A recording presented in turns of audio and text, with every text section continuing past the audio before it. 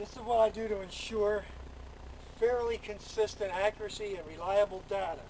Number one, I'm using a Hooter Shooter shooting machine. It can make repeatable shots. To make it steady outdoors, rather than anchored in the ground, I put 1, 2, 3, 4 30-pound weights on it. That really sets it in the ground, cuts down on motion and shock. Okay. Number two, this is how the Hooter works. We have an indexing mark. You crank your arrows back. I'll turn the snap off. Every arrow gets shot the same way by going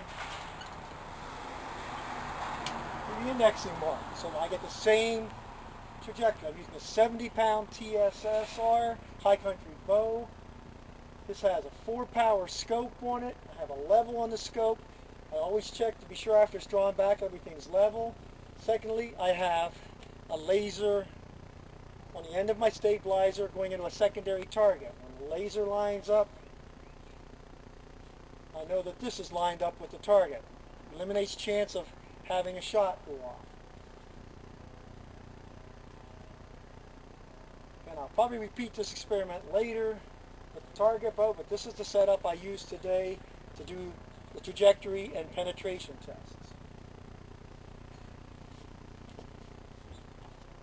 I also use a tent because if you have direct sunlight on the upper limb of a bow for any length of time, it heats up, it'll change how the bow works. So you have to shoot in the shade. There's one more shot of the shooting machine with all the setup. If anyone wants to try repeating this and they need help, because you have to be sure that the Hooter Shooter doesn't move. And another issue, whenever you crank the bow back, once you crank it, you never touch the bow. You touch it, you may be adding torque to the shot. If anyone has a Hooter Shooter and wants to try this, give me a call, get me on the internet. I'll gladly give you any help. It's fun to do.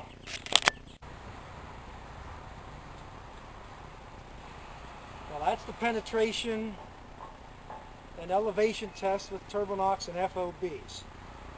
I'm not doing this to badmouth the FOB product, but TURBONOCK is really a new technology of arrow flight. People won't accept it because they don't understand it.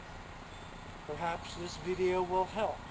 When you mechanically spin an arrow, it enables the arrow to use less wind resistance flying downrange, even less wind resistance than the FOB, which they claim uses less than conventional arrows.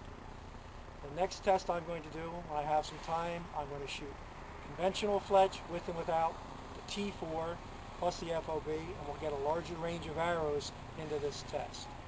But for now, as the video showed, both types of TURBONOCKs outperformed the FOB in both trajectory and in penetration, even though one was heavier and one was lighter. The lighter one had larger vanes, more wind resistance. The heavier one had smaller vanes, less wind resistance. The only difference was instant rotation, and because of that instant rotation, it caused those arrows to outperform the FOB that uses just wind resistance. Again, FOB is a good product. It's just, it doesn't deliver energy to the target the way a TURBONOCK does.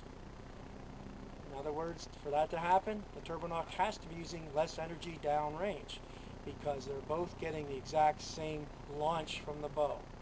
The only way you get flatter trajectory and more penetration is to put more energy at the end of the flight of the arrow. That's it.